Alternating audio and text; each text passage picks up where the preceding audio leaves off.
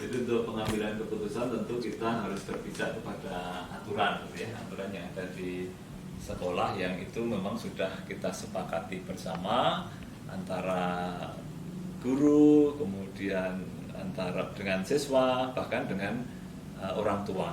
Kan ini kita sosialisasikan di awal.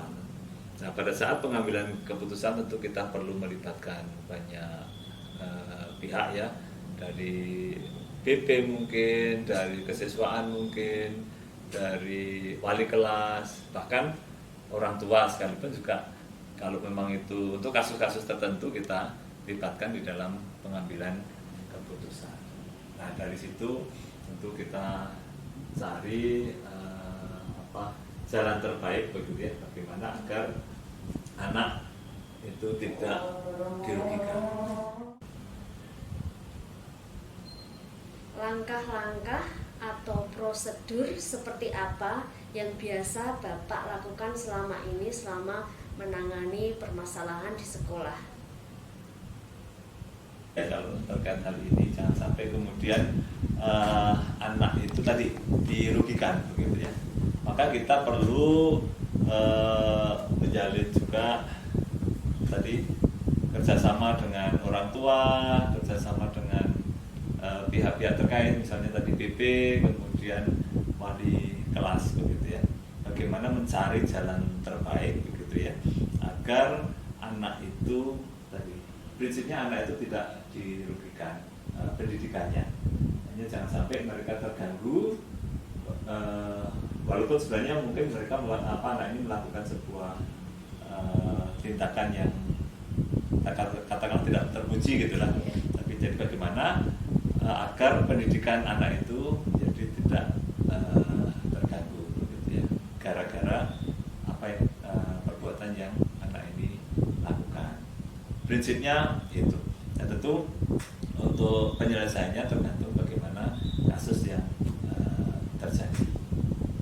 Jadi harus ada kolaborasi antara orang tua, kepala sekolah, wali kelas, dan serta guru BK. Jadi itu harus berkomunikasi untuk memutuskan bagaimana untuk menangani kasus tersebut atau memutuskan terhadap anak tersebut yang nantinya tetap keputusan itu harus berpihak pada murid anak, ya. Betul ya, seperti itulah. Jangan sampai anak dirugikan gara-gara karena perlakuan anak itu ya kadang-kadang ya di luar kendali gitu ya, di luar kendali, atau bisa jadi anak itu hanya mungkin mengikut temannya dan sebagainya. Nah, anak kita itu karena ya memang jumlahnya tidak sedikit ya, 1.500 itu saya kira jumlahnya tidak sedikit gitu. Artinya ya banyak anak-anak kita yang kemudian mengalami hal seperti itu gitu ya. Tapi tadi prinsipnya kalau saya ya tadi sekali lagi jangan sampai kita kemudian merugikan keputusan kita itu kemudian merugikan anak kita, khususnya dalam perkembangan pendidikannya gitu ya. Kalau di sekolah kita itu kita namakan konferensi kasus begitu ya.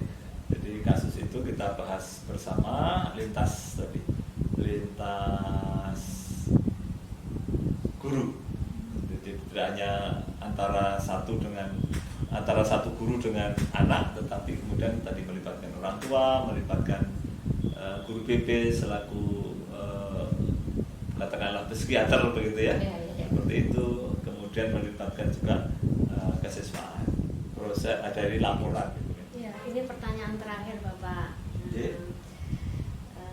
Apa yang sudah disampaikan semuanya tadi, kira-kira pembelajaran apa yang telah Bapak dapatkan selama ini dari pengalaman, dari kasus-kasus dalam pengambilan keputusan dilema etika?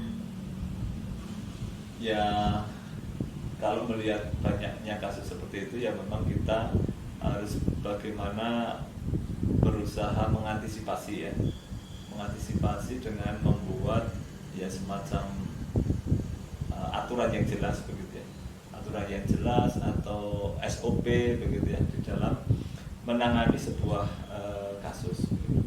Supaya pada saat saat kita menangani kasus itu yang muncul bukan karena apa pribadi begitu ya atau subjektif gitu ya, tapi memang berdasarkan fakta yang ada, berdasarkan prosedur yang jelas. Harapannya ini kemudian tidak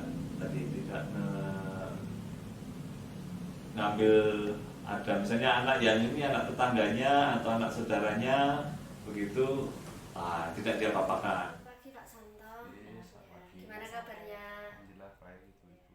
Iya. Tambah cantik. Terima kasih. Terima kasih sekali.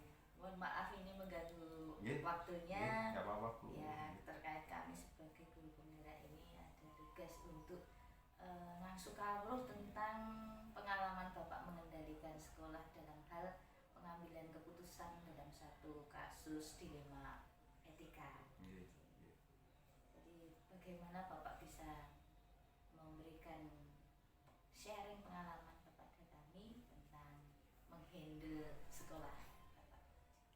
Ya, sebelum mungkin pertanyaan yang mungkin lebih dalam ya, mungkin saya sampaikan dulu secara umum pengalaman saya yang hampir 5 tahun ya untuk ngesui, kalau ngesui sekolah lah, saya pakai istilah itu lebih nyaman daripada kita bilang sebagai kepala sekolah. Ya, lebih nyaman. Yang pertama tentu kita mempunyai pegangan ya untuk memimpin sekolah itu jelas aturan-aturan yang memang berkaitan dengan kependidikan. Itu yang pertama. Yang kedua, kita juga punya tata kelola yang sudah kita jalankan. Misalnya kalau di SMK Negeri 3 itu ada tata kelola BLUT. Nah, di tata kelola BLUT juga ada renstra. Jadi rencana strategis 5 tahunan. Nah, itulah yang jadi pegangan kita di dalam mengelola sekolah.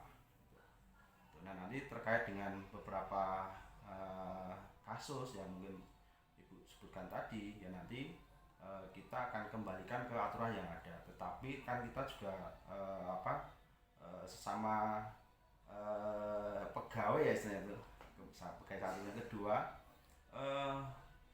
sesama insan. Jadi intinya punya hati yang harus kita coba kita kelola bersama supaya semua nyaman di dalam bekerja, nyaman di dalam kita untuk mencapai target yang kita canangkan. Kemudian hal-hal yang berkait dengan ada masalah tentu kita bicarakan bersama, karena di SMK Negeri 3 itu menganut asas kekeluargaan. Aturan itu harus kita tegakkan, tetapi caranya untuk pengambilan keputusan itu yang harus kita kelola sedemikian rupa. Nah, kemudian mungkin perlu Ibu ketahui bahwa saya ini menganut cara memimpin ya, kalau dikatakan saya kepala sekolah itu adalah manajemen berbasis manajemen partisipasi berbasis unit. Artinya apa? Segala keputusan saya harus minta masukan dari tim secara berurutan ya, kan kita ada tim manajemen, kemudian ada di kapro istilahnya, terus sekarang ada konsentrasi keahlian, dan juga ada di warga. Nah, itu kita urutkan lah nanti gitu caranya. Nah, jadi tidak semua masalah itu ada kepala sekolah. Di kepala sekolah hanya memutuskan hal-hal yang memang sudah tidak bisa di tingkat itu. Itu namanya saya menganut prinsip memimpin secara partisipasi berbasis unit. Nah, itu. Jadi kalau ini unitnya apa? Masalah kesiswaan berarti di kesiswaan. Ketika dia selesai ya sudah ke tempat saya, ketika sudah memang di tingkat unit tidak bisa diselesaikan.